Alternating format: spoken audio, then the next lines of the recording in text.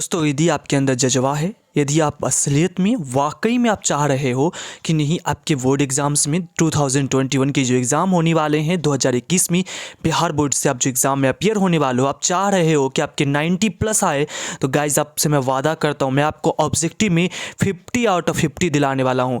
Guys यदि किसी भी तरह की आपको मुझसे डाउट रहती तो आप मुझे व्हाट्सअप कर सकते हैं, लेकिन आप पूरा वीडियो देखना ना भूलें। जब तक आप पूरी वीडियो नहीं देखोगे तो गाइज़ आपको बहुत ज़्यादा इसमें प्रॉब्लम फेस करना होगा, इसीलिए आप पूरा वीडियो अंत तक जरूर देखें। और मैं उन सभी स्टूडेंट्स के लिए मैं ईश्वर से भी प्रार्थना करूंगा, ईश्वर उन सभी के स्टूडेंट्स को जरूर सफलता प्रदान करवाए जो स्टूडेंट्स पूरी वीडियो को पूरी लगन और पूरी शालीनता के साथ वो देख रहे हैं। गाइज आपको किसी भी तरह की डाउट हो आप बेहिचक मुझसे व्हाट्सअप कर सकते हैं, मुझसे पूछ सकते हैं। मैं आपको अपना 20 दिन, आपका जो अपना 20 दिन है आप बस मुझे दे दो, बाद आप उसके 20 दिन के बाद फिर आप इंटरटेनमेंट की ढेर सारी वीडियो देखते रहो, आपको कोई कुछ नहीं कहने जाएगा। और आप मुझे खुद आप आके मैसेज करोगे, सर आपकी वजह से आज मेरा इतनी परसेंटेज मार्क्स गेन हो पाए। चलिए दोस्तों, हम ज़्यादा टाइम वेस्ट नहीं करते हुए हम चलते हैं अपनी क्वेश्चंस की तरफ। हमारा जो है आज से पहले भी मैं आपको आज 100 क्वेश्चन का मैं टारगेट ले रहा हूँ। यदि हो सकता है तो मैं भी आज के क्वेश्चंस में, एक मिनट गाइस थोड़ी पेन में प्रॉब्लम आ रही है।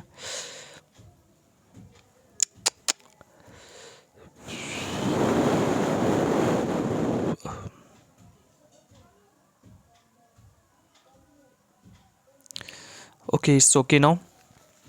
गाइस हम लोग 100 क्वेश्चंस का टारगेट रखे हुए हैं डिस्कशन करने के लिए। चलिए गाइस स्टार्ट करते हैं। First question, the storm has destroyed 10 houses. इसका आपका पैसिव वॉइस चूज करना। आप जानते होंगे कि सब्जेक्ट और ऑब्जेक्ट, बस पैसिव में हमें ऑब्जेक्ट को सब्जेक्ट की जगह और सब्जेक्ट को ऑब्जेक्ट की जगह करना रहता है।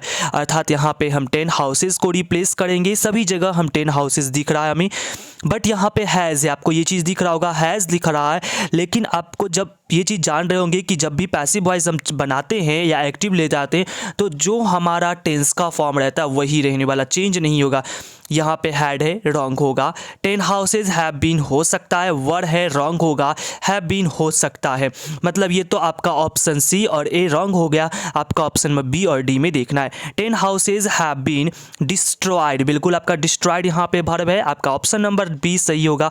यहाँ पे डी में आपका स्टॉर्म्ड यहाँ पे राइट वर्ड नहीं है, जिस वजह से ये रॉन्ग हो गया।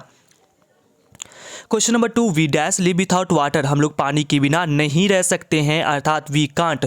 नीड का मतलब होता है आवश्यकता होना, हमें शुड तो हम उस जगह पे यूज़ करते हैं जब हमें किसी की नैतिकता को बताना हो। आर नॉट का यहाँ पे कोई कंडीशन ही नहीं बन रहा है। Marigold dash Bloom in summer. Marigold जो है, मैरीगोल्ड गर्मी के ऋतु में डैश ब्लूम मतलब खिलती है। शुड नॉट, उसे नहीं खिलना चाहिए, क्या उसका कर्तव्य है? यहाँ पे ड्यूटी बता रहा है, ड्यूटी तो बिल्कुल नहीं है, रॉन्ग हो जाएगा। हैड नॉट, नहीं खिलता था, पास्ट की तो कोई सेंटेंस ही नहीं है। मैरीगोल्ड सिंगुलर है, हैव नॉट की कोई गुंजाइश ही नहीं है। यहाँ पे आपका राइट आंसर होगा marigold does not Bloom in summer. Marigold गर्मी के समय में नहीं खिलती है। नंबर 4, सी सेड, वह कहती है, you can leave the books here, तुम इस किताबों को यहीं पे छोड़ सकती हो। इनडायरेक्ट नरेशन चूज करना है।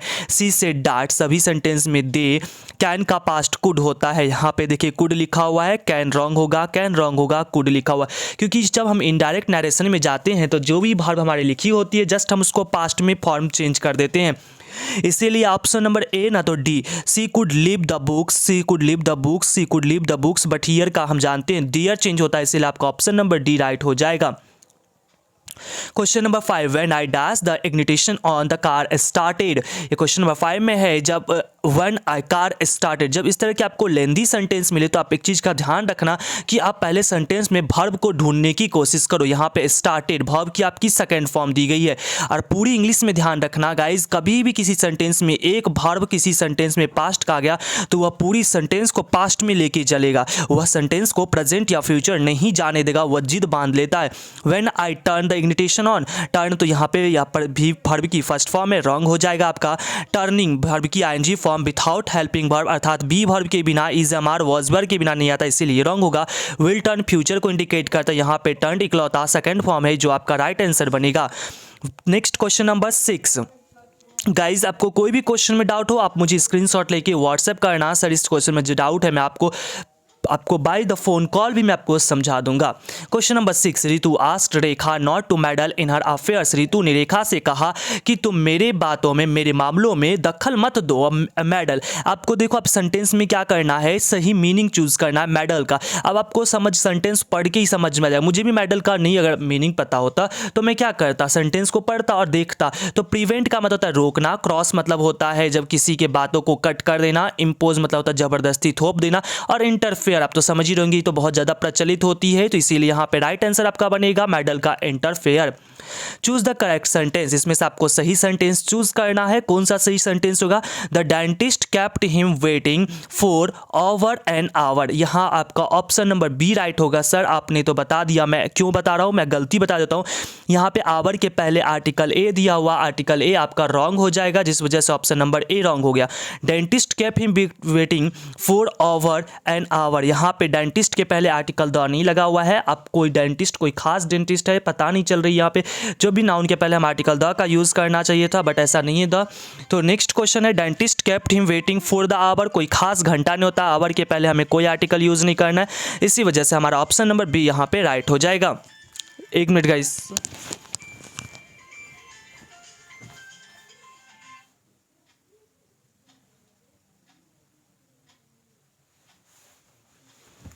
नेक्स्ट क्वेश्चन नंबर आपकी 8, इट में rain we will get wet. यहाँ पे क्या हो रही है, इट में रेन बारिश हो रही है, इट में रेन वर्षा हो सकती है, वी विल गेट वेट हम लोग क्या हो जाएंगे, भीग जाएंगे। क्वेश्चन नंबर 8 में क्या कहना है आपको, इसका कॉम्बिनेशन चूज करना है। इसमें है if it rains we will get wet, यदि वर्षा होगी हम लोग भीग जाएंगे। अब देखो आपका, मुझे तो ये बिल्कुल सही लग रहा है, आपने टेंस में ही पढ़ा होगा सिंपल प्रेजेंट टेंस में, कि जब किसी सेंटेंस में कंडीशन लगी होती है जो if when as soon as से स्टार्ट होता है अनटिल टिल से, तो उसका एक पार्ट आपका सिंपल फ्यूचर तो दूसरी पार्ट सिंपल प्रेजेंट होता है। यहाँ पे देखेंगे रेन्स वर्ब की फिफ्थ फॉर्म अर्थात सिंपल प्रेजेंट, और यहाँ पे विल प्लस वर्ब की फर्स्ट फॉर्म, ये इसीलिए सिंपल फ्यूचर हो जाएगा। इसीलिए आपका सेंटेंस बिल्कुल राइट है। वैसे आपको मैं और भी ऑप्शंस की तरफ ले चलता हूँ। इफ़ इट इज़ रेनिंग, यहाँ पे इज रेनिंग का कोई कंडीशन नहीं है। We will get wet on raining, we will get wet तक तो सही है, ऑन रेनिंग तो यहाँ पे बिल्कुल सेंटेंस बैठ ही नहीं रहा है सही। आप पढ़ के जब इस तरह के लेंदी सेंटेंस आए तो आप उसे पढ़ने की कोशिश करो। ऑन रेनिंग नहीं होगा यहाँ पे, जिस वजह से ये भी रॉन्ग हो जाएगा। Raining it is and we will get wet पढ़ने में बहुत ऑड लग रहे हैं। Number 9, a bad dash quarrels with his tools. एक बैड आपने बहुत सुना होगा, नाच न जाने तो आंगन टेढ़ा, वही चीज़ यहाँ पे है। तो a bad carpenter quarrel with his tool. This work of art is वर्दी डैश प्रेस। यह जो आर्ट, ये जो कलाकृति जो है यह क्या है, प्रशंसनीय है। तो वर्दी ऑफ बोलते हैं हम लोग, यहाँ पे ऑप्शन नंबर ए राइट हो जाएगा। क्वेश्चन नंबर 11, गाइज आप सभी लोग 12th के बाद आप कैसे इंग्लिश में और भी अच्छे से पढ़ के आप कॉम्पिटिटिव भी एग्जामिनेशन को क्रैक कर सकते हैं, बिल्कुल आप मेरे चैनल से जुड़े रहिएगा। इसीलिए जो भी दोस्तों ने सब्सक्राइब नहीं किया इस चैनल को सब्सक्राइब कर ले, क्योंकि मैं आपको 12th तक ही नहीं, मैं आपको 12th के बाद भी बहुत सारा हेल्प देने वाला हूँ इसी चैनल पे, इसी जगह पे। आपको यहाँ पे सही स्पेलिंग चूज़ करना है। इसमें स्पेलिंग जो है एंटरप्रेन्योर, आप लोग जो कॉमर्स बैकग्राउंड से बिलोंग कर रहे होंगे स्टूडेंट को एंटरप्रेन्योर सबका मतलब पता होगा, जिसका मतलब होता है उद्योगपति। यहाँ पे आपका राइट आंसर ये ऑप्शन नंबर ए हो जाएगा। सिनोनिम ऑफ क्लू, क्लू बोलते हैं ना, क्लू मतलब कोई तरह का, जैसे कि किसी तरह का अब कुछ कांड हो गया उसमें हम लोग बोलते हैं कि कुछ क्लू मिला क्या, तो क्लू मतलब यहाँ पे आपका हो जाएगा हिंट। सब्जेक्ट विषय ऑब्जेक्ट, जो कुछ जिस पे हम ऑब्जेक्ट वर्क कर रहे हैं, अननोन जो अनजाना, ऐसा कोई वर्ड नहीं है। नेक्स्ट क्वेश्चन नंबर है 13, give one word substitution for one who champions the cause of women. वैसी जो भी जो महिलाओं से संबंधित हो, जो महिलाओं के पूरे बारे में जानती हो, महिलाओं की विशिष्ट हो, विशेषज्ञ हो, उसे क्या कहते हैं, तो यहाँ पे बोलते हैं फेमिनिस्ट। लवर तो होगा नहीं, बिलव्ड प्रेमिका, चैंपियन होगी नहीं। और आपके लेसन में जो है a child is born Germaine Greer, जो जिनको हम कहते हैं अ फेमिनिस्ट राइटर, जो बिलोंग करती है ऑस्ट्रेलिया से। Number 14, one of my sisters dash going on a trip to France. अब ध्यान रखेंगे जब भी आपका वन वाला आता है, सिस्टर्स भले प्लूरल दिया हुआ है लेकिन आप इधर आगे प्लूरल भर मत लगाना। क्यों? क्योंकि मेरी बहनों में से एक, यहाँ पे वन लगा हुआ है ना, तो कितनी की बात हो रही है, केवल एक की बात हो रही है। मैं सभी की बातें नहीं कर रहा हूँ, तो केवल एक की, जिस वजह से यहाँ पे आपका सिंगुलर वर्ब का यूज़ होने वाला है। इसीलिए वन ऑफ माई सिस्टर्स यहाँ पे आपका जो होगा डैश, तो यहाँ पे देखेंगे इज गोइंग, क्योंकि देखो वर्ब की आईएनजी फॉर्म है यहाँ पे, और आपको मैंने पहली भांति बता रखा रखा है कि वर्ब की आईएनजी फॉर्म तभी यूज होगी जब उसके पहले जो है आपका बी वर्ब होगा। बी वर्ब इसमें it means is am are आपका वॉज वर्ब यूज होना चाहिए। तो इस सेंटेंस में देखोगे आपका यहाँ पे जो है इज राइट हो जाएगा। Question number 15, his garden is very large. यहाँ पे आपको जो है लार्ज शब्द का विपरीतार्थक एंटोनिम्स चूज करना है। एंटोनिम्स का मतलब उल्टा, लार्ज का उल्टा क्या हो जाएगा, स्मॉल हो जाएगा। बिल्कुल यहाँ पे ज़्यादा टाइम ना देते हुए हम आगे बढ़ते हैं। मनोज सेड टू मुकेश, मनोज ने मुकेश से कहा मे आई बोरो योर बुक, क्या मैं आपका बुक ले जा सकता हूँ। अर्थात देखो ये इंट्रोगेटिव सेंटेंस बन रहा है और इंट्रोगेटिव सेंटेंस में हम हमेशा आस्क्ड का यूज करते हैं, सेड का रॉन्ग यूज हो जाएगा। मनोज आस्क्ड मुकेश, और जब भी हम इंट्रोगेटिव में यस नो क्वेश्चन होता है तो हम इफ का यूज करते, इफ दोनों जगह पे दिया हुआ है, लेकिन यहाँ पे देखो टू दिया हुआ है, इस वजह से ये भी रॉन्ग हो जाएगा। Manoj asked Mukesh if he eyes first person, first person किसके अकॉर्डिंग चेंज होता है, मनोज सब्जेक्ट के अकॉर्डिंग, सब्जेक्ट मनोज है, मनोज के अकॉर्डिंग ही। यहाँ पे देखेंगे मे दिया हुआ है, मे का पास्ट होता है माइट, इसीलिए आपका यहाँ पे माइट वाला राइट होगा, विल वाला रॉन्ग होगा। ऑप्शन नंबर बी राइट हो जाएगा। Manoj asked Mukesh if he might be borrow his book. सही स्पेलिंग चूज करना, वेडनेसडे का आप सही स्पेलिंग चूज करो गाइस, ये मैं नहीं बताऊंगा, आप कमेंट सेक्शन में मुझे लिख के बताएंगे। My daughter is learning to play dash violin, मेरी जो डॉटर है वह सीख रही है, क्या सीख रही है कि वायलिन कैसे बजाते हैं। ध्यान रखेंगे जितनी भी म्यूजिकल इंस्ट्रूमेंट होते हैं, संगीत वाद्य यंत्र, उन सभी के पहले हमेशा आर्टिकल आप द का यूज करते हो, इसीलिए यहाँ पे आर्टिकल द हो जाएगा। Next question number, let me dash the classroom please, मुझे क्लासरूम में क्या करने दो, मुझे क्लासरूम से जाने दो। ध्यान रखेंगे लेट एक ऐसा वर्ड है जिसके बाद हमेशा ऑब्जेक्टिव के साथ, जैसे कि लेट मी गो, लेट आई गो नहीं बोलेंगे, मुझे जाने दो, उसे पढ़ने दो, लेट हिम रीड, उसे खेलने दो, लेट हर से प्ले, उसे गाने दो, लेट हर सिंग, उसे झूमने दो, लेट हर डांस। तो इस तरह की जब भी कोई भी सेंटेंस आएगा तो लेट के बाद हमेशा ऑब्जेक्टिव केस और वर्ब की हमेशा फर्स्ट फॉर्म आती है, इसीलिए लेट मी यहाँ पे वर्ब की फर्स्ट फॉर्म कौन हो जाएगी, leave the classroom please, let me go. ऐसे सेंटेंस हम लोग यूज किया करते हैं। गाइज आप सभी को यदि मेरा वीडियो अच्छा लग रहा है तो प्लीज गाइज एक बार दिल से लाइक ठोको, आप मुझे दिल से लाइक करने में आपका कुछ नहीं जाएगा, यदि आप मेरी मदद करोगे ईश्वर आपकी मदद करेंगे। और आप सभी के लिए मैं ईश्वर से जरूर दुआ करता हूं कि आप सभी की जो है एग्जामिनेशन में बहुत अच्छी मार्क्स गेन हो।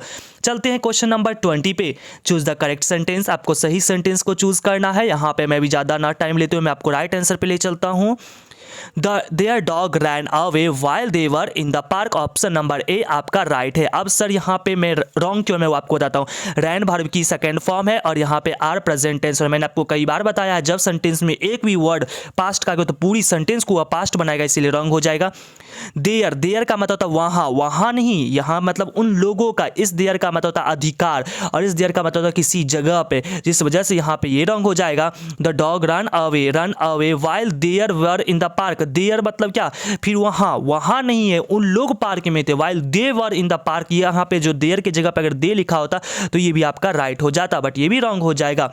Next question number 21, I was dash to go back home, मैं क्या हूँ, मैं जल्दी में हूँ थोड़ा सा क्या करने के लिए, घर वापस जाने के लिए। तो I was in a hurry, I was in an hurry to go back to home. Next question number, in a hurry का मतलब होता है तुरंत, जल्दी। Question number 22, I did not come, मैं नहीं आया, dash you did not call me, क्योंकि तुमने मुझे कॉल नहीं किया। I did not come because, क्योंकि you did not call me, I did not come and you did not call मी, ऐसा तो नहीं होगा, मैं नहीं आया। अब मैं कारण बता रहा हूँ ना, रीज़न बताने के लिए हम बिकॉज का यहाँ पे यूज़ करेंगे, because you did not call मी। मैं नहीं आया, इफ कंडीशन तो यहाँ पे नहीं है, इससे यदि मैं नहीं आया, यदि तुमने कॉल नहीं किया, यदि नहीं यहाँ पे तो पहले यदि लग जाना चाहिए था, सारे रॉन्ग है। Next question number 23, Ram dash called me twice this morning, Ram ने मुझे बुलाया, कितनी बार बुलाया, 2 बार बुलाया। कॉल्ड वर्ब की थर्ड फॉर्म लिखी गई है और यहाँ पे जब भी वर्ब की थर्ड फॉर्म, सर कॉल्ड तो सेकंड फॉर्म भी होती, अरे सेकंड फॉर्म तो होती है, मैं भी कहता हूँ, लेकिन अगर पीछे जब ब्लैंक्स छोड़ दिया है तो मतलब ये तो थर्ड फॉर्म होगी ना, और जानते हो कि थर्ड फॉर्म हमेशा हैज हैव हैड के साथ आती है। अब देखो, अब दिस मॉर्निंग आज की सुबह बात हो रही है, मतलब प्रेजेंट टेंस की बात चल रही है, तो इसीलिए Ram has called me twice this morning. Next question number 24, Gandhi Jayanti is being celebrated, इसका आपको क्या चूज करना है, इसका सही एक्टिव वॉइस चूज करना है, आपको इसको एक्टिव में लेके चलना है। पीपल सेलिब्रेटेड गांधी जयंती, समझेंगे। यहाँ पे दिख रहा होगा आपको इज और बीइंग, जिस भी सेंटेंस में बीइंग लग जाता है अर्थात वह सेंटेंस किस तरह का होता है, तो वो आपका होता है is am are plus verb की आईएनजी फॉर्मेट होती है, ना होती है। जैसे I am making the video, तो the video is being made by me, ऐसे ही बोलते हैं ना। तो उस तरह से यहाँ पे जो है आपका राइट आंसर कौन सा होगा मैं आपको बता दूं, पीपल विल बी सेलिब्रेटिंग क्यों नहीं होगा, एक मिनट, इसका राइट आंसर होगा आपका पीपल आर सेलिब्रेटिंग गांधी जयंती, क्योंकि पैसिव वॉइस और एक्टिव वॉइस में हम लोग कभी टेंस को हम नहीं बदलते हैं। यदि प्रेजेंट टेंस में तो प्रेजेंट में ही चलेगा, विल भी नहीं होगा, मे भी नहीं होगा, क्योंकि ऊपर इस तरह की कोई चर्चा नहीं है। सी हैड कम हियर, वो यहाँ पे आई, डैश द फंक्शन स्टार्टेड, किसके पहले, ये जो फंक्शन है उसके शुरू होने से पहले। देखो यहाँ पे हैड पास्ट हो गया ना, तो यहाँ भी देखो अब स्टार्टेड वर्ब की सेकंड फॉर्म लिखी गई है। तो गाइस मैंने आपको पहले ही बता दिया, जब भी इस तरह की कोई सेंटेंस होती है ना, तो ऑलरेडी आपको वहाँ पे हेल्प मिल जाता होगा कि किस तरह से जो है हम सेंटेंस में जो है इजीली पहचान सकते हैं, किस तरह से भाव की सेकेंड फॉर्म पहचानेंगे और फिर हम आगे तुरंत दूसरी भाव को लिख भी सकते हैं। तो सी हैड कम हियर, वो यहाँ पे आई, कब आई, बिफोर द फंक्शन स्टार्टेड, जब फंक्शन शुरू होने से पहले आ गई। क्वेश्चन नंबर 26, गाइज आप पूरा वीडियो लास्ट तक जरूर देखना यार, थोड़ी सी आप पैसेंस रख लो या 20 दिन मुझे दे दो, और 20 दिन के बाद आप मुझे बोलोगे कमेंट करके सर आप वाकई में आपकी वीडियो लाजवाब थी। Next 26 number question, 26 number question में Naina's mother asked dash to clean the kitchen, Naina's mother asked, Naina की मम्मी ने कहा, क्या कहा उससे, आस्क्ड हर, यहाँ पे क्या लिखेंगे, आस्क्ड हर, बिल्कुल यहाँ पे नैना, अब सर हर ही क्यों लिखेंगे, क्योंकि नैना की मदर, नैना एक प्लूरल है, और सर हर ही क्यों लिखेंगे, क्योंकि यहाँ पे आस्क्ड भर प्रेजेंट है, तो यहाँ पे एक ऑब्जेक्ट का जगह खाली है, जिस वजह से सी सब्जेक्ट की तरह यूज होता नहीं होगा, यहाँ पे हर हमारा राइट आंसर होगा। My cold is definitely dash this morning, मेरा जो कोल्ड जो है, जो मुझे जो जुकाम हो रखी है, वह निश्चित रूप से इस सुबह जो है बहुत खराब हो गई, आज की सुबह जो मतलब कल से बहुत ज़्यादा खराब हो गई है। अब समझेंगे सर आपने कैसे समझा, यहाँ पे तो कुछ नहीं लिखा हुआ कल से ज़्यादा खराब हुई, तो क्या कह रहा, माई कोल्ड इज डेफिनेटली, मेरी जो जुकाम है डेफिनेटली निश्चित रूप से दिस मॉर्निंग, आज की सुबह क्या हो गई होगी, खराब हो गई होगी। मतलब मैं तुलना कर रहा हूँ प्रीवियस वाले से, पिछले वाले से, और तुलना करने के लिए हम लोग हमेशा कंपैरेटिव डिग्री का यूज़ करते हैं, और बैड वर्स वर्स्ट, और ये मैंने गलत रॉन्ग मार दिया, यहाँ पे आपका वर्स होगा सर, यहाँ पे वर्सिन तो होता नहीं है, वर्सिन भी कोई ऐसा वर्ड नहीं होता, वर्स्ट तो ये सुपरलेटिव डिग्री, सुपरलेटिव डिग्री के पहले हमेशा आर्टिकल द लगता है, यहाँ पे आपका राइट आंसर होगा worse. Next question number 28, it was too late dash out for dinner, अब बहुत ज़्यादा लेट हो गया है, किस वजह से, तो डिनर को जाने के लिए, रात की जो डिनर पे जाने के लिए जो है अब बहुत ज़्यादा लेट हो चुका है, इसलिए ना जाओ, तो इट वाज टू लेट। देखो अब यहाँ पे सेंटेंस में ऑलरेडी मेन वर्ब प्रेजेंट है, तो जब यहाँ पे जब किसी सेंटेंस में एक मेन वर्ब पहले से अवेलेबल है, तो हम आगे जो है या तो हम इन्फिनेटिव ना तो वर्ब क्या एनजी फॉर्म यूज करेंगे, तो यहाँ पे हमारा राइट आंसर होगा इट वाज टू लेट, ये बहुत ज़्यादा लेट हो चुका, किस वजह से, टू गो, जाने के लिए, कहाँ जाने के लिए, आउट फॉर डिनर, डिनर पे जाने के लिए। Question number 29, Rohan and Rohit are twin brothers, Rohan और रोहित जो जुड़वे भाई है, but they do not look, लेकिन वे दिखते नहीं है, कैसे नहीं दिखते हैं, तो एक जैसे नहीं दिखते हैं, वही ना होगा, but they do not look iliac, iliac मतलब होता है एक जैसा, यूनिक मतलब होता है अजूबा, डिफरेंट मतलब होता है वो अलग अलग। अरे जो जुड़वे होते हैं अक्सर क्या दिखते हैं, वो एक जैसे दिखते, तो अलग अलग तो नहीं दिखेंगे ना, वो अलग अलग, तो ऐसा नहीं हम बोलेंगे कि रोहित और रोहन जो है जुड़वे भाई है, लेकिन वो अलग अलग नहीं दिखते, अलग अलग नहीं, वो एक जैसे नहीं दिखते, ऐसा सेंटेंस का कहना है। Next question number 30, she doesn't like him, वो उसे पसंद नहीं करती, इसका आपको क्वेश्चन टैग लगाना, जब भी टैग लगाते हैं तो हम क्या करते हैं सेंटेंस में, आप ध्यान समझिएगा कि जो हेल्पिंग वर्ब लिखा होता है ना, बस उस हेल्पिंग वर्ब को आप बाहर ले आओ। यहाँ पे डजंट लिखा हुआ है, मतलब यहाँ पे आप डज को बाहर ले आए, डज के बाद यहाँ पे अगर सेंटेंस नेगेटिव में है तो नेगेटिव नहीं करो, आप अफर्मेटिव बनाओ। यदि सेंटेंस अफर्मेटिव में अर्थात नो नॉट नहीं लगा हुआ है, तो आप यहाँ पे नो नॉट लगाओ, वो भी ऐसे ही लगाना होगा, यहाँ पे नॉट एक्स्ट्रा में आप नहीं लगा सकते हो, ठीक है ना। तो इसीलिए यहाँ पे तो ऑलरेडी डजंट लिखा हुआ है, तो यहाँ पे आपको क्या लिखा हुआ है, यहाँ पे डज लिख दिए, और जो आपका सब्जेक्ट है बस उसे लिख दो, डज सी, यहाँ पे option number D right answer हो जाएगा। 31, he does not work hard and only dash castle in the air, वह कभी कठिन मेहनत करता नहीं है, और केवल वह जो है सपने में महल बना रहा, सपने में महल मतलब वो आप जो सो करके आप देख रहे हो, अरे मैं तो स्विट्जरलैंड पहुंच चुका हूँ, अरे अब तो मेरे पास जो है ना वहाँ पे अब जो है मेरे पास ऐसे, मैं इंग्लैंड भी चला गया हूँ, अब मुझे इंग्लैंड में जो है थोड़ी सी ये ऑक्सफोर्ड यूनिवर्सिटी के आगे मैं सेल्फी ले रहा हूँ। तो ये सारी चीज़ें जो होती है जब हम सोचते रहते केवल हवाओं में घर बनाना, वो कुछ इस तरह का एक हिंदी में कहावतें हैं बुनकर करके, कुछ मुझे याद नहीं आ रहा है, अगर आप सबको याद हो तो आप कमेंट करना जी। तो यहाँ पे जो है he does not work hard and only, यहाँ पे इसका जो होगा राइट आंसर होगा build Castle's in the air, build Castle's in the air. एक मिनट 30, बिल्कुल build Castle's in the air. वह कभी भी ही डजेंट वर्क हार्ड, एक मिनट गाइस, इसका ऑप्शन नंबर ये रॉन्ग हो जाएगा। क्यों रॉन्ग होगा मैं आपको बताता हूँ। बिल्ट वर्ब की सेकंड फॉर्म है और इस सेंटेंस को आप देख रहे होगे डजंट लिखा हुआ है, मतलब सिंपल प्रेजेंट चल रहा है। मेड भी वर्ब की सेकंड फॉर्म है, रॉन्ग होगा। इज मेक भी रॉन्ग होगा, बिल्ट भी रॉन्ग होगा। यहाँ पर आपका ऑप्शन नंबर ए राइट हो जाएगा। देखो मेरी से गलती कितनी बड़ी हो रही थी। अब आपको मैंने बता दिया ना, जब एक सेंटेंस में कोई एक भी वर्ब पास्ट का आ गया तो सारे को पास्ट करेगा, और बिल्ट तो वर्ब की सेकंड फॉर्म होती है, इसका फर्स्ट फॉर्म होता है BUILD होता है, जिस वजह से ये रॉन्ग हो रहा है क्योंकि यहाँ पे टी लिखा हुआ, रॉन्ग हो गया ना। तो यहाँ पे आपका राइट आंसर क्या हो जाएगा, मेक्स। ही सिंगुलर है, वर्ब में एस या एस लगना ही चाहिए। Question number 32, I prepared hard for the examination. आपको इसका नेगेटिव चूज करना है, तो यहाँ पे देखो प्रिपेयर्ड वर्ब की कौन सी फॉर्म है, सेकंड फॉर्म है, और जब वर्ब की सेकंड फॉर्म है तो इसका आपको नेगेटिव बनाने के लिए डिडंट का यूज करना पड़ेगा। वाज नॉट कोई काम का नहीं है, हैड नॉट कोई काम का नहीं है, कोई काम का नहीं है। ऑप्शन नंबर सी राइट हो जाएगा। ए wise man profits dash the mistake of others. एक जो वाइज मैन होता है, एक चतुर आदमी जो होता है, वो हमेशा क्या करता है, फायदा ढूंढता है दूसरों की गलती से गलती से ढूंढता है। इसी वजह से यहाँ पे हम क्या यूज करने वाले हैं, यहाँ पे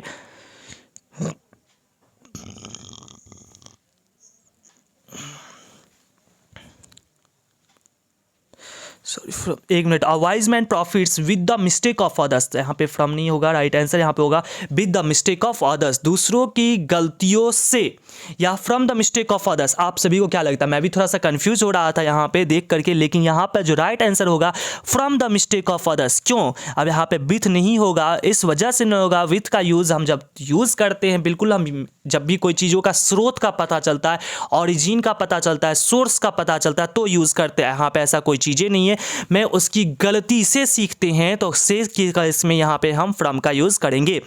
next 34, choose the incorrect sentence. सही आपको इसमें से गलती चूज करना है। I sold all my furnitures, बिल्कुल राइट है। दे हेल्प ईच अदर, वे लोग एक दूसरे की मदद करते हैं, ये भी सही लग रही है सेंटेंस। यहाँ पे देखते हैं और कौन सा सेंटेंस है, प्लीज हेल्प द पुअर, ये भी सेंटेंस है। माई सन इज 6 months ओल्ड। अब यहाँ पे देखने वाली बात है आखिर गलती कौन सी सेंटेंस, आप लोगों ने भी देख लिया, मैं एक मिनट ऊपर कर दिया। हाँ, I sold all my furniture. अब ध्यान समझेंगे, ये जो फर्नीचर जो शब्द लिखा गया ये एक नाउन है, और जो नाउन को जो वर्ड क्वालिफाई करता था, जो हमेशा नाउन के पहले जो वर्ड होता है वो हमेशा होता है एडजेक्टिव। अब यहाँ पे देखोगे I sold my all furnitures होना चाहिए, न कि ऑल माई फर्नीचर्स। तो यहाँ पे आपका राइट आंसर क्या बनेगा, I sold my all furnitures. ऐसा आपका सेंटेंस राइट हो जाएगा, जिस वजह से ये आपका एरर हो गया है। Question number 35, he dash after a short struggle. उसने छोटी सी स्ट्रगल करने का, छोटे सी संघर्ष के बाद जो है उसने क्या कर दिया, छोड़ दिया। पास्ट की बात हो रही है, यहाँ पे गिव अप का मतलब होता है छोड़ देना, लेकिन यहाँ पे सर हम पास्ट की वर्ब यूज करेंगे। क्यों, क्योंकि उसने छोड़ दिया, बात खत्म है। वह आफ्टर ए शॉर्ट स्ट्रगल, कुछ देर की स्ट्रगल करने के बाद जो है इस चीज को उसने त्याग दिया। यहाँ पे आपको सही सेंटेंस चूज करना है। पैरेलल शब्द का स्पेलिंग जो है सही आपका होगा PARALLEL, पैरेलल, जो एक दूसरे के समानांतर बोलते हैं। आते हैं गाइस 37 से 60 तक जो है आपके बुक से हैं। The past is not dead and static, it is alive and dynamic. जो हमारा जो भूतकाल जो है, जो हमारी जो पास्ट थी वो मरी नहीं है, वो dead, not dead and static, वह एक ही जैसी रहने वाली नहीं है। इट इज अलाइव, वह जीवित है, एंड डायनामिक, और परिवर्तनशील है। आप लोग थोड़ा गेस करो। आई have a dream, Martin Luther King junior. A child is born, आपके जो है जर्मनी ग्रीड जो ऑस्ट्रेलिया से बिलोंग करती है। Bharat is my home, doctor Zakir Hussain. The artist सीगा नोया, एक जापानीज राइटर बनते हैं। इसमें से आपका किसकी लाइन लग रही है आपको, आप सभी के मन में ये जरूर डाउट हो रही है, सर ये तो इंडियन सिविलाइजेशन की। अगर इंडियन सिविलाइजेशन की होती तो इंडियन सिविलाइजेशन ऑप्शन होना चाहिए था ना, नहीं है तो आपका कौन सा राइट आंसर होगा। यहाँ पे आप तो बिल्कुल समझो आंसर आप गलत चाह रहे हो। आपका right answer Bharat is my home, यहाँ पे ऑप्शन नंबर सी हो जाएगा। रूप Rupthoka is a dash in Bangladesh. Bangladesh में रूपथोका एक प्रकार का क्या है? तो बांग्लादेश में रूपथोका जो है एक प्रकार की फेरी टेल्स है, वहाँ की प्रेग्नेंट महिलाओं को सुनाया जाता है, उस तरह की कहानी की बुक है। Who belongs to Kaushikan race? Kaushikan race से कौन बिलोंग करते? कौशिकन रेस कहने का मतलब ऐसे लोग जो श्वेत जाति से बिलोंग करते हो, अर्थात जिन्हें जहाँ पे सभी रंगों के लोग रहते हो। अर्थात ये जो है आपको ये लेसन आपकी पर्ल एस्बर्ग के द्वारा जो लिखी गई लेसन ये इंडिया थ्रू अ ट्रैवलर्स है, जिसमें जो है लेखिका पर्ल एस्बर्ग कहती है। अच्छा, पर्ल एस्बर्ग का नाम आ गया तो ध्यान रखेंगे, पर्ल एस्बर्ग जन्म से अमेरिकन रहती है और उनका पालन पोषण चाइना में होता है मिशनरी पेरेंट्स के द्वारा, और उनके फैमिली डॉक्टर इंडिया से बिलोंग करते हैं। उन्हें नोबेल प्राइज से लिटरेचर में सम्मानित किया गया। आप लोग ईयर मुझे कमेंट करके बताएंगे। तो यहाँ पे जो है जो पर्ल एस्बर्ग जो है वह कहती है कि भारतीय लोग जो है वह बिलोंग करते हैं कौशिकन रेस से, श्वेत जाति के श्वेत वर्णों से। 40 number dash and peasants were the people Pearl S Buck wanted to meet while in India. Pearl S Buck कहती है जब वो इंडिया जाना चाहती तो क्यों जाना चाहती? तो वो कहती है मुझे ताजमहल नहीं देखना, फिर कहती है मुझे फतेहपुर सिकरी भी नहीं देखना, ना मुझे दिल्ली के राजाओं की जो है वहाँ की शान शौकत गौरव को नहीं देखना। अरे तो देखना क्या है आपको, क्यों आ रही हो इंडिया? तो उन्हें कहती है कि मुझे इंडिया में जो युवा बुद्धिजीवी जो शहर में रहते और जो किसान, पीजेंट्स का मतलब था किसान जो गाँव में रहते उनके बीच की वार्ता सुननी है। तो यहाँ पे हो जाएगा यंग इंटेलेक्चुअल्स, यहाँ पे यंग नहीं दिया हुआ, आप लोग ऐड कर लेंगे young intellectuals. Next question number 41, a marriage proposal is a dash. Marriage proposal एक प्रकार का क्या है? क्या कहानी है? बिल्कुल नहीं सर, ये तो एक ड्रामा है।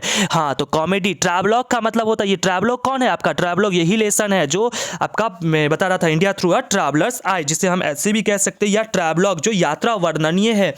कॉमेडी है बिल्कुल, या ट्रेजिडी। ट्रेजिडी का मतलब होता है दुख भरी कहानी। आपको मैंने पढ़ाया था स्टोरी ऑफ इंग्लिश में कि ड्रामा 5 प्रकार के होते हैं, ट्रेजिडी, मेलो ड्रामा, वन एक्ट प्ले और कॉमेडी, और एक है आपकी कॉमेडी, मेलोड्रामा और ट्रेजी कॉमेडी, जिसमें थोड़ी सी दुख और थोड़ी सी हंसी मजाक भी हो। तो मैरिज प्रपोजल में जिसमें बार बार लड़के लड़की की शादी, भद्दे भद्दे शब्दों का प्रयोग करना, सुअर की तरह खाना, वो तुम्हारे मम्मी ऐसे भागे वैसे भागे, इस तरह की बहुत तरह के हंसी मजाक होती है, इसलिए इसे कॉमेडी में हम रखेंगे।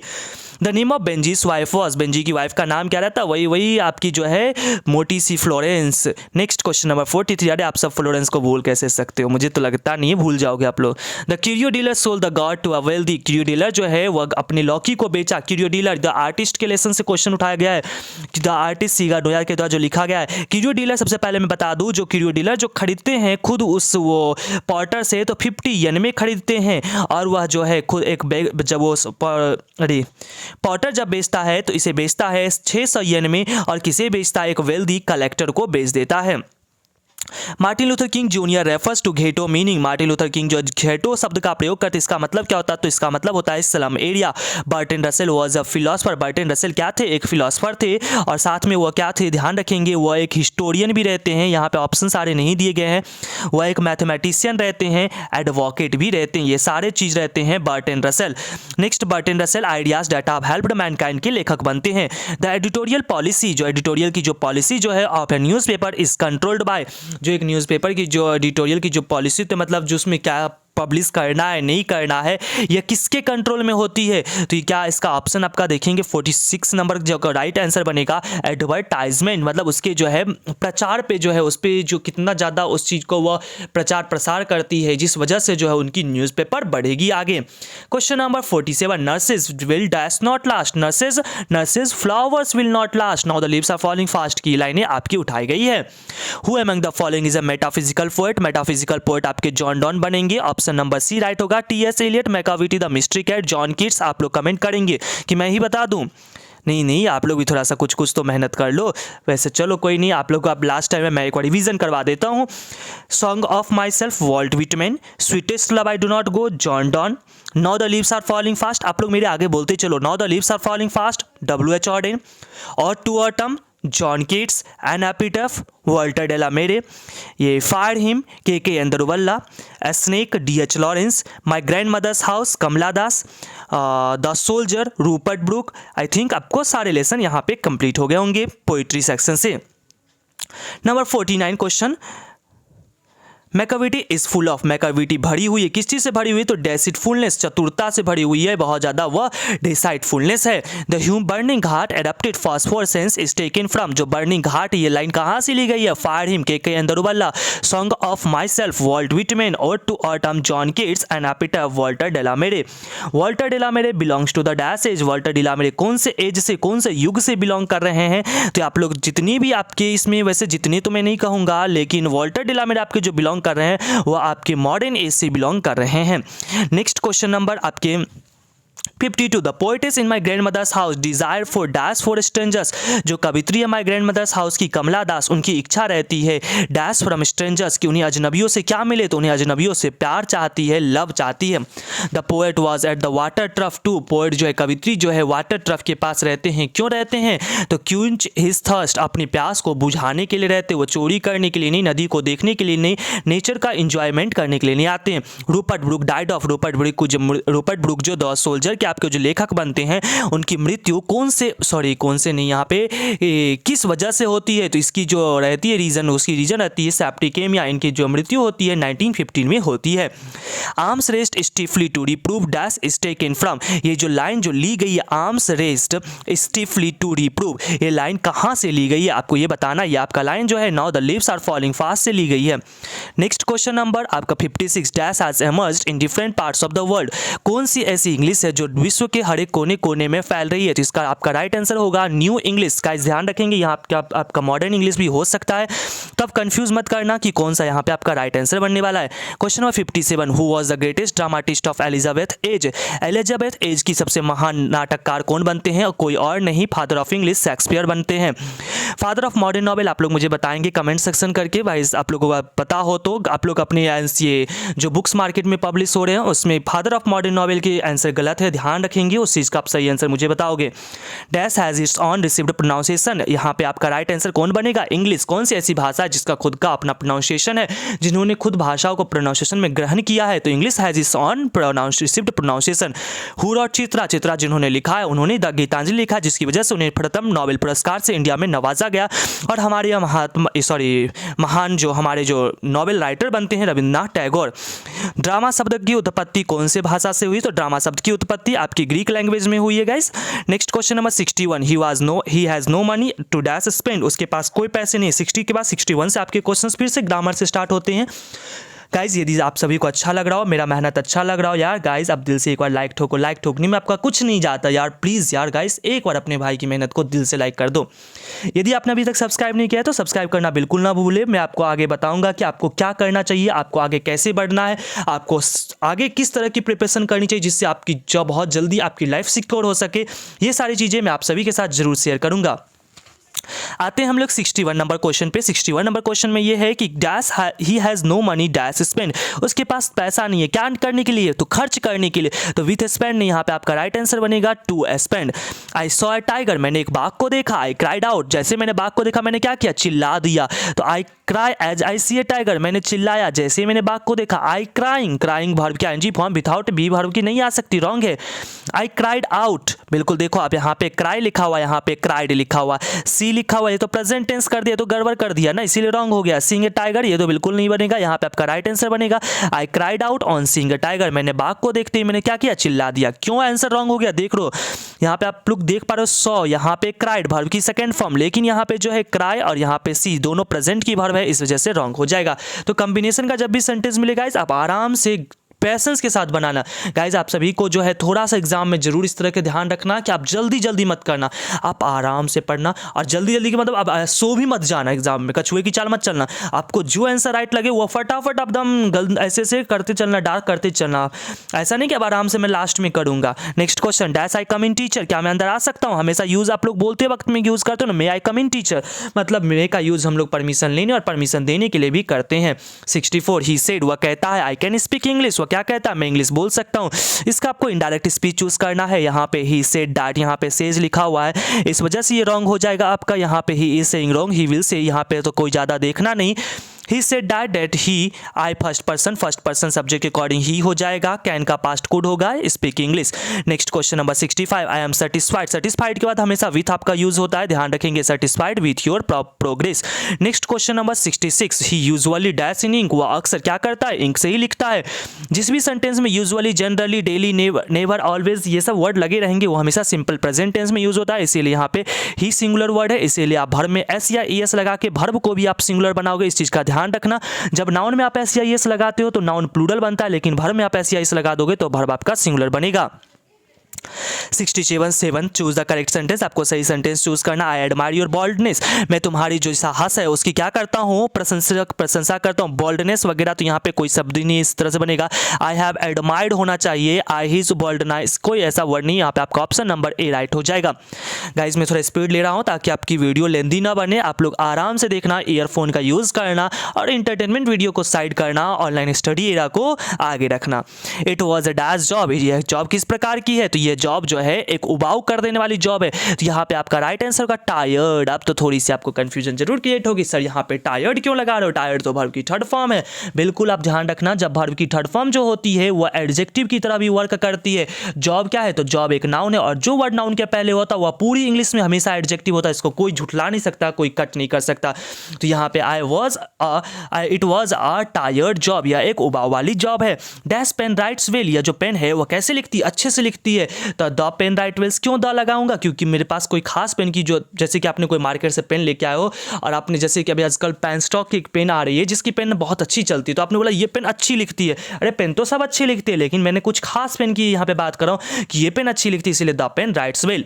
Choose the correct spelling to word, आपको सही स्पेलिंग चूज करना है। यहाँ पे डीके का स्पेलिंग, डीके मतलब सड़ना गलना होता है, ये आपका राइट होगा। Suresh will not repair the scooter, इसका आपको चूज करना है, पैसिव बनाना है, द स्कूटर हो जाएगा, will not be repaired by Suresh, the scooter will not B, क्यों देखेंगे, द स्कूटर आपका सब्जेक्ट बनेगा, विल लगा हुआ ऑलरेडी पहले से, विल नॉट, और यहाँ पे आपको मॉडल एक्सिलरी के बाद बी वर्ड का यूज करना है, और इसका रिपेयर का थर्ड फॉर्म रिपेयर्ड बनाएंगे, इसी वजह से जो है the scooter will not be repaired by Suresh, option number आपका राइट सी राइट हो जाएगा। A man whose wife is dead, एक मनुष्य जिनकी पत्नी मर जाती है उसको क्या कहते हैं, तो देखो विडो का मतलब क्या होता है, आप लोग को इतना तो पता होगा। डाइवर्स का मतलब होता है जिनको वो तलाक दे दे, मर्डरर जो हत्या कर देते हैं।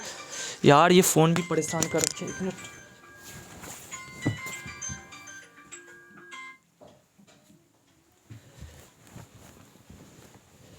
Yes guys, next question number आपका जो है नेक्स्ट 72 में, a man whose wife is dead, यहाँ पे आपका जो राइट आंसर बनेगा ये ऑप्शन नंबर आपका सी बनेगा, विडोअर। नेक्स्ट क्वेश्चन नंबर आपका 73, the synonym of hopeful is, जो होपफुल जो है उसका पर्यायवाची शब्द क्या होगा। ये जो होपफुल मतलब होता है आशा रखना, इसका पर्यायवाची जो आपका जो बनेगा सीरियस मतलब होता है गंभीर, टीडी मतलब छोटा, ऑप्टिमिस्टिक आशावादी, स्लीपी सोना, तो आपको राइट आंसर यहाँ पे लग रहा होगा आशावादी, होपफुल का मतलब ये होता है आशावादी। Next question number 74, the story told by the teacher, इसका आपको एक्टिव वॉइस चूज करना है। एक्टिव वॉइस चूज करने के लिए देखेंगे द टीचर, द टीचर, अच्छा हाँ चलिए मैं आपको सिखा दे रहा हूँ, यहाँ पे इज लगा हुआ है, इसके बाद वर्ब में आईएनजी नहीं लग रहा है, मतलब यह सेंटेंस जो होगा आपका प्रेजेंट, सिंपल प्रेजेंट की ओर मूव करेगा। यहाँ पे the teacher tells the story, the teacher tells the story, the teacher tells the story, option number B से होगा। देखो अब the story is told by the teacher, यहाँ पे आपका राइट आंसर बन रहा है। आपको यदि वॉइस समझने में दिक्कत है तो गाइज मेरी वॉइस की वीडियो इसी में दी गई है, आप चाहो तो ग्रामर के पोर्शन प्लेलिस्ट में आप देख सकते हो। क्यूरेबल शब्द का एंटोनिम विपरीतार्थक क्या होगा, क्यूरेबल का जो विपरीतार्थक जो होगा, यहाँ पे देखो क्यूरेबल का मतलब ऐसी बीमारी जिसको हम क्या कर सके, इलाज कर सके, और वैसी बीमारी जैसे कि कोरोना, सर इनक्यूरेबल, क्या ला इलाज आ रहे नहीं, उसकी भी वैक्सीन आ चुकी है, ला इलाज क्यों बोलेंगे। नेक्स्ट क्वेश्चन नंबर 76, फास्ट मतलब तेज होता है, सॉफ्ट मतलब मुलायम, कल्चरल मतलब होता है जो हमारी जो रिवाज होते हैं उसे कल्चरल कह रहे हैं। देयर इज एन एक्सेप्शन, हर एक एक्सेप्शन होता है, किसका एक्सेप्शन होता है, बाद होता है हर एक रूल का, तो ऑफ एवरी रूल, यहाँ पे आपका राइट आंसर बनेगा of every rule. Next question number 77, he dash to talk to you, वह चाहता है, क्या चाहता है, तुमसे बात करना, he wants to talk to you, यहाँ पे आपका राइट आंसर क्या बनेगा, he wants to talk to you, आपसे क्या करना चाहता है, बात करना चाहता है, ठीक है ना। Next question number 78, sari, skirt, frock, sugar, इसमें से आपको एक अजूबा शब्द ढूंढना, अलग चूज करना है। साड़ी, फ्रॉक, स्कर्ट सब महिलाओं की ये सारी सामग्री है, इसमें से शुगर जो है, चीनी है, वो तो बिल्कुल अलग हो गई, खाद्य पदार्थ है। Number 79, we should dash bad company, हम सबकी जो है ना बुरी आदतें, बुरी संगतें जो है उसे क्या कर देना चाहिए, छोड़ देना चाहिए। एक्वायर्ड का मतलब होता है ग्रहण करना, अवॉइड मतलब होता है उसे नकार देना, बिलीव मतलब विश्वास करना, एक्यूज मतलब उसे दोषी ठहराना। यहाँ पे आपका राइट आंसर क्या होगा, अवॉइड करना चाहिए। द स्टेच्यू इज वेरी, जो स्टेच्यू जो है वह क्या है, बहुत ही ज़्यादा ब्यूटीफुल हो जाएगा। टॉलरेबल, बेटर, वर्स, ये सब कोई सेंटेंस ही नहीं बन रहा है यहाँ पे। The school dash at 3 PM, school जो है यह 3 बजे में क्या होती है, 3 बजे में क्या होगी, स्कूल 3 बजे में यार एंड होगी, मतलब उसकी जो है मतलब जो टाइम जो पीरियड रहती है वो समाप्त हो जाती है। तो इसका जो है यहाँ पे ध्यान देंगे। ब्रेकअप अपने ब्रेकअप वर्ड सुना होगा जरूर। ब्रिंग अप क्यों नहीं होगा, ब्रेक डाउन क्यों नहीं, मैं आपको समझा रहा हूँ। देखो स्कूल सिंगुलर नाउन है और सिंगुलर नाउन है तो वर्ब भी इसको सिंगुलर चाहिए, लेकिन ब्रिंग में तो एस नहीं लगा हुआ है इसीलिए तो प्लूरल हो गया, ब्रेक में एस नहीं लगा हुआ इसीलिए प्लूरल हो गया। बिकॉज ऑफ कोई नहीं होता है, ब्रेक्स अप मतलब यहाँ भी एस लगा हुआ है अर्थात ये सिंगुलर है। अर्थात ब्रेक्स अप का मतलब होता है छुट्टी होना, खत्म होना, मतलब कि ब्रेकअप एवं टूटना भी होता है। आप लोग अपना ब्रेकअप मत समझ लेना guys. Number 82, he showed me dash great respect, greatest respect, वह मुझे दिखाता है, क्या दिखाता है, सबसे ज़्यादा मुझे रिस्पेक्ट करता है। ग्रेटेस्ट यहाँ पे देखो EST लगा हुआ है, comparative degree, superlative degree, superlative degree के पहले हमेशा आर्टिकल द का यूज़ करते हैं। 83, the president dash the winners on their success, president जो राष्ट्रपति जो है वह क्या किए, जो विनर्स जो हैं, जो विजेता, उनको उनकी सब क्या बोलते हैं, उनकी सक्सेस पे उन्हें क्या दिए, बधाई देंगे। तो यहाँ पे congratulated the winners on their success. Propagated मतलब फैलाना, प्रेज मतलब प्रशंसा करना, विश्ड मतलब इच्छा जाहिर करना। ऐसा कोई नहीं है, आपको रॉन्ग स्पेलिंग वर्ड यहाँ से चूज करना है। Sorry, find the wrongly spelled word. अच्छा, इसमें सही लिखे गए, सुपरमैन, वॉचमैन, बैट्समैन, फिशरमैन यहाँ पे आपका राइट आंसर होगा। फिशरमैन FISHER होना चाहिए था, यहाँ पे FISER लिखा हुआ है। गाइस 85 नंबर से आपको क्वेश्चन जो आ रहा है वो बुक का क्वेश्चन है। इससे पहले आपको देख लेंगे, a man is not necessarily happy because he is rich और unhappy because he is poor. एक मनुष्य जो है जरूरत के बिना कभी खुश नहीं होता, भले वो अमीर क्यों ना हो, और व्यक्ति कोई भी कभी गरीब जो होगा वह कभी भी दुखी में नहीं होता, भले उसे कितना दुख ना हो। ये आपका राइट आंसर होता है। इंडियन सिविलाइजेशन कल्चर जहाँ जो लिखे गए हैं महात्मा गांधी के द्वारा, जिनकी जो एक वो ऑटोबायोग्राफी बनती है, my experiments with truth, Bharat is my home, doctor Zakir Hussain, how free is the press, Dorothy L Sayers, ideas that have helped mankind, Bertrand Russell. यहाँ पे गाइस मैं आप सभी को पूरा लेसन एक बार जरूर रिवाइज करवा देता हूँ। I have a dream, Martin Luther King Junior, ideas that have helped mankind, Bertrand Russell, a marriage proposal, Anton Chekhov, India through a traveller's eye, Pearl S Buck, the earth, H.E. Bates, how free is the press, Dorothy L Sayers, a child is born, Germaine Greer. Question number 86, what characterize new India after independence, Bharat जो India जो है उस सब स्वतंत्रता मिलने के बाद उसके क्या मुख्य गुण रहे हैं। तो इसका राइट आंसर आपका जो बनेगा, ऑप्शन नंबर यहाँ पे आपका बनेगा ए, क्वाइट, मतलब काफ़ी हद तक, क्वाइट कॉन्फिडेंस, काफ़ी हद तक जो है उनके अंदर आत्मविश्वास बढ़ गई, एंड अनएल्डिंग आइडियलिज्म, और अपने अंदर एक दृढ़ आदर्श का जो है उनके अंदर विकास होने लगा। यही यहाँ पे regret for remaining in slavery, क्या उन्हें पछतावा हो रहा था कि मैंने इतनी गुलामी क्यों जिया, ऐसा नहीं रहा। एंगर अगेंस्ट फॉर्मर रूलर्स, उन्हें गुस्सा आ रहा था क्या अपने से पहले जो रूलर्स थे, शासक थे, उनके ऊपर। या स्क्वेलर हंगर एंड डिजीज, क्या उन्हें इस तरह की बहुत ज़्यादा भूखमरी बीमारियां होने लगी थी, इस तरह की कोई भी चीज़ें नहीं हुई थी। Question number 87, the hobby of collecting God is called that pass time in the artist, जो लौकियों को इकट्ठा करना जो है पुराने समय में आर्टिस्ट लेसन में क्या कहा जाता, तो उसे कहा जाता है एफिमिनेट, स्त्री जैसा काम वो कहते थे उसके टीचर, सेवी के टीचर। गाइज आप सभी को अच्छा लग रहा है तो यार गाइज प्लीज़ आप दिल से एक बार लाइक ठोको। यदि आपको किसी भी तरह का क्वेश्चन में डाउट रहता है आप मुझे व्हाट्सअप कर सकते हो, आप मुझे वहाँ पे क्वेश्चन का स्क्रीनशॉट भेजो, सर इस क्वेश्चन में डाउट है, मैं आपको हर एक तरह से आपको वहाँ पे सॉल्यूशन देने की कोशिश करूँगा। यदि आप चाह रहे हो आपके 90+ आए तो गाइज आप मेरे साथ अपने 20 दिन जरूर दे दो, आप मेरी हर एक वीडियो को ध्यान से देख लो, और कहीं एक भी नंबर नहीं कटने वाले हैं। नेक्स्ट है the past is not dead and static, past जो है ना मरा है और ना ही वो एक जैसा रहा है, वह बदलते रहता है, ये तो अपने ऊपर ही पड़ा है। Bharat is my home, alive and dynamic, या परिवर्तनशील और जीवित है। अ पिंच ऑफ स्नफ एक शॉर्ट स्टोरी है आपका बनता है। Benjy's father handed him a passbook at the age of, Benjy के पापा ने उसे एक पासबुक सौंपा, कब सौंपा, तो वह 21 वर्ष की उम्र में सौंपा है। Who will make quicker journey than the sun, कौन ऐसा कहते हैं कि मैं अपनी यात्रा सूर्य से भी तेज करूंगा, तो इसके और कोई नहीं हमारे बनते हैं, जॉन डॉन साहब बनते हैं। आप लोग मुझे क्या कमेंट करके बताएंगे जॉन डॉन कौन से जगह पे जाते हैं अपनी बिलॉव्ड को छोड़ के? क्या गाइज बता देना आप लोग मुझे। Number 92 dead in hundreds at the back follow dash in our track. मरने के बाद जो है हमें एक डैश में रख के हमारे पीछे 100 लोग जो हमें फॉलो करते हैं। Now the leaves are falling fast, किस चीज़ में रखते हैं? तो वुडन में रखते हैं। वुडन का मतलब होता है ताबूत में रख के। और to autumn is a romantic poem, इसमें से कौन सी रोमांटिक पोयम है? तो और टू ऑटम जो एक रोमांटिक पोयम बनती है, इसको भी ध्यान रखेंगे। आपका क्वेश्चन ऐसे भी बन सकता है, और to autumn is a dash type of poem, तो रोमांटिक पोयम बन जाएगा। The who compose the soldier, soldier को किसने कंपोज किया? रूपर्ट ब्रूक। अच्छा ध्यान रखेंगे। और टू ऑटम तो आप बोलोगे सर रोमांटिक तो नहीं है, अरे वो रोमांटिक युग के समय की कवि के द्वारा लिखी गई, जिस वजह से उन्हें रोमांटिक पोयम बोला जाता है। मैकाविटी इज कॉल्ड, मैकाविटी को क्या कहा जा रहा है? द हिडन पॉ कहा जा रहा है। The poet was with his dash passing by the cremation ghat, कवि किनके साथ रहते हैं जब वह एक दाह संस्कार वाली घाट से गुजरते? तो अपने पिता के साथ रहते, अपने फादर के साथ रहते हैं। Number 97 who were known as the university wits, university wits के रूप में कौन जाने जाते हैं? तो इसके ब्रिटेन से संबंधित होंगे, ब्रिटिश स्कॉलर्स हो जाएंगे। Next question who rots the arms and man, arms और मैन किसने लिखा है? जीबी साव लिखे हैं। क्वेश्चन नंबर 100 में who dash will be the common language for us, कौन सी ऐसी भाषा है जो हम सब का एक कॉमन लैंग्वेज है? इसका हमारा राइट आंसर बनेगा ग्लोबल स्टैंडर्ड इंग्लिश लैंग्वेज, जो हम सभी का आज का वह सभी स्टैंडर्ड लैंग्वेज बन गया। गाइज आप सभी अगले वीडियो में मेरे साथ जुड़ना ना भूले, जो पूरी तरह से आपके सब्जेक्टिव पे बेस्ड होंगे। गाइज यदि आपको वीडियो अच्छा लगा तो गाइज एक बार प्लीज़ लाइक जरूर दिल से ठोक देना। चलते हैं, मिलते हैं अगले वीडियो में।